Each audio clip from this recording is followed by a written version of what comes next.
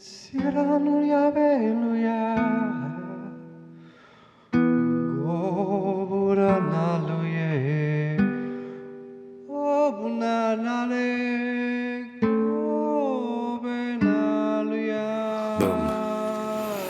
going to talk about currency collapses today, and how they might affect you. Generally, these beautiful, incredibly miraculous human lives are quite short. I think I heard it best said, if you're lucky, you get around 75 springs, 75 winters, 75 falls, and 75 summers. Maybe more, maybe less. But when you look at it by an individual year standpoint and you calculate the billions of years this particular planet might have taken to get to this spot, the world of currency and money is such a small, illusory conversation. Now, a lot of the ancient ideas is generally looking at all things as an illusion, and all things as Maya. I think was one of the best coined words for this idea. The Matrix was more the newer age version of this, but effectively you are living in a cosmic illusion of separation. Now, because of this, I think what's interesting is, much like all things in nature, we find a very repetitive and cyclic nature to these events. So, one of the first most obvious currency collapses would have been the denarius. And in around 211 years before Christ, what is that, 2,400 years ago or something like this, approximately 2,240 years ago. Let's say 2,432 years ago, if you like numbers. I'm not sure. Mathematics is probably important, but anyways, I digress. The Roman Empire started to have all these wars, proxy wars, sending out armies to all of the distant lands of the Roman Empire. And their silver supply started to be debased. So if we're running out of silver, we don't have enough currency to get to everybody. What we'll do is we'll just fill it with a little bit of extra metal here so that we can continue to make enough coins. And this is what happened. You saw what was back in the day the actual printing of money.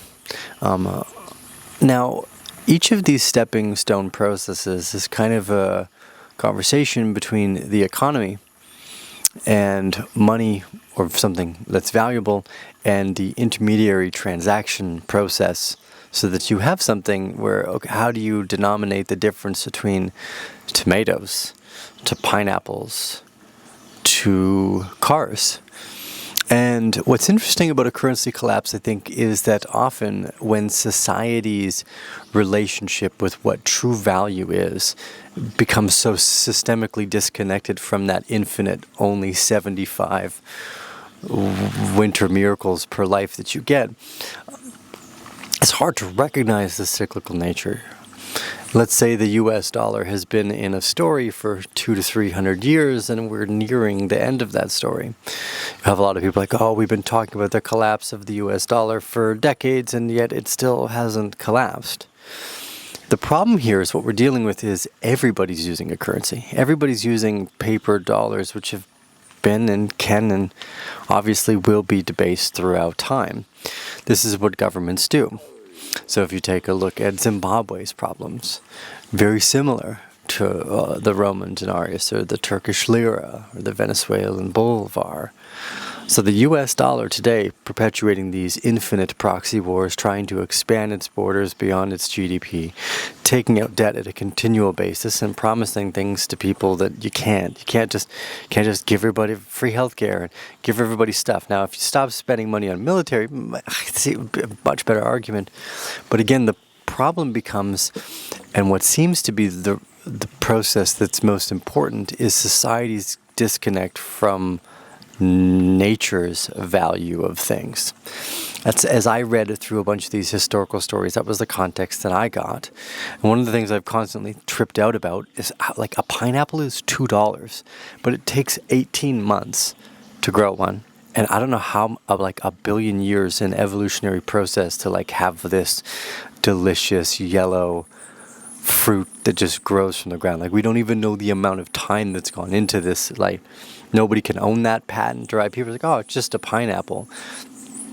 But if you invent, if you invent those things, if you're providing value to the community, we know that the upside for that is extraordinarily high. Like, oh, we fly rockets into space to check what neutrinos are doing. Like, there's a serious disconnect. Now, the main conversation that comes down to is if you remove the veil of the pineapple, this is a conversation about energy. And one of the unique things that was used for silver in the back of the Roman story was the energy that it took to get the silver out of the ground. And this has long been an argument for many of the metals, is that you're looking at physical labor and ideas to take something static out of the ground. Bitcoin has and continues to be the North Star and guiding light of our monetary idea. I think that we'll continue to follow this path for quite some time. Although I do hope that what we're right on the verge of is through this collapse, the forthcoming changes in technology. I think one of the things that was interesting is when throughout this historical context, the fall of one civilization is usually also the rise of another.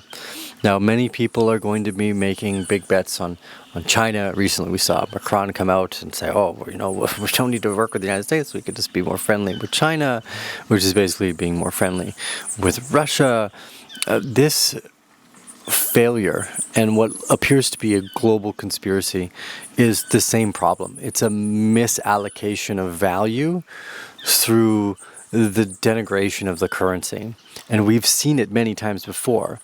Now, I don't know if you've ever read like 1984 or Aldous Huxley's A Brave New World, but there are other things that go along with this degradation of society that are hallmarks of this disintegration of value. And like, what are your values? Or what's valuable, right? Often we equate those questions to the idea of money or currency, but ultimately, when push comes to shove, if you're in an area or a moment of life where survival is the most important aspect of your life, the value of two things will change dramatically, and then the price point of that thing will then also invariably change. At the moment, something like Bitcoin, people have still not lost trust in the currencies and the governments that are currently in place. But that is happening right now. There are riots in France, and there's this, I think, overgrowing dissatisfaction with the government's ability to lie one day, get voted for it the next, and then go through absolutely no, like basically zero review. For all the jobs that you can get out in the planet, it's like you usually have to provide something valuable back instead of just your talking points that got you hired. Yet here we have people, whether from journalists to politicians, where again, I think the core problem is not just the debasement of the money, which is a side effect, but also society's disconnect between what's valuable and what is true.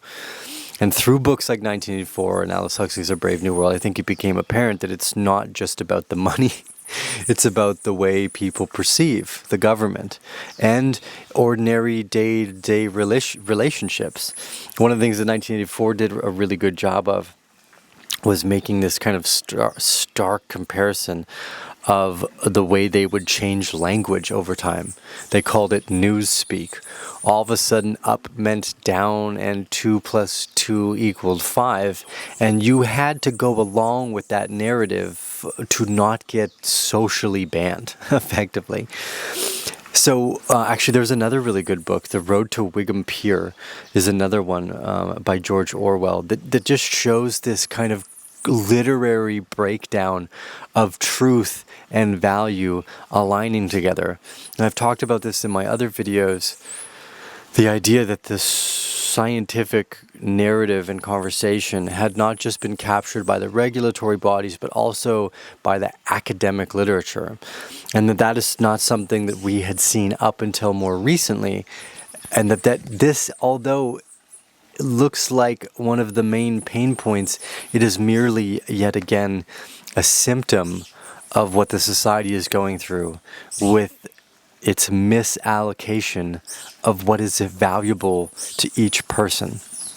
I laid out under the stars last night, staring off into the infinite majesty of the sparkling diamonds strewn across a black velvet blanket of infinite boundless nothing, farther than my mind could even comprehend, without driving me to some level of insanity to try to grasp the sheer size and nature of that which it is that we exist in.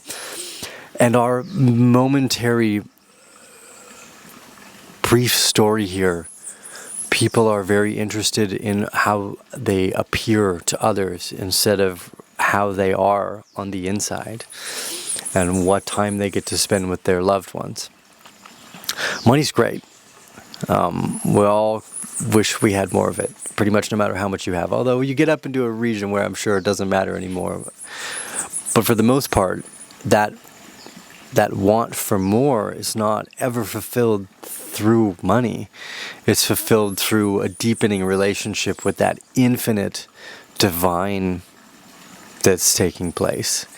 Now you can, the more wealthy your mindset is, the more wealthy you will be, but that first choice to be deeply grateful and in reverence of all that is the choice I think society needs to make.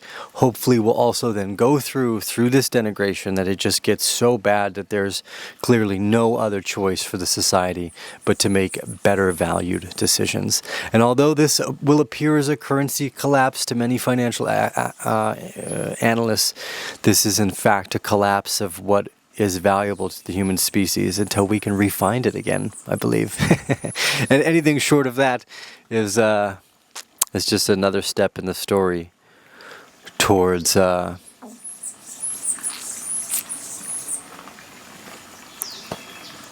infinite.